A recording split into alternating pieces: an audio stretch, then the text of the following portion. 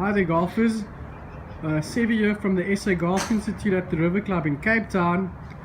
This week our question is, what club would you use into a strong wind?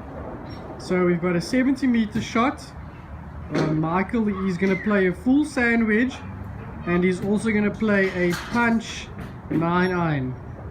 So the question is, what shot would you use in a strong wind that is into you? Please let us know. So this is Michael leading his full sand wedge.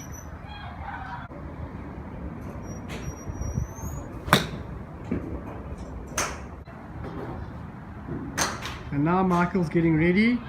He's got a 9-iron and he's going to hit a little penetrating 9-iron, flight it down a little bit.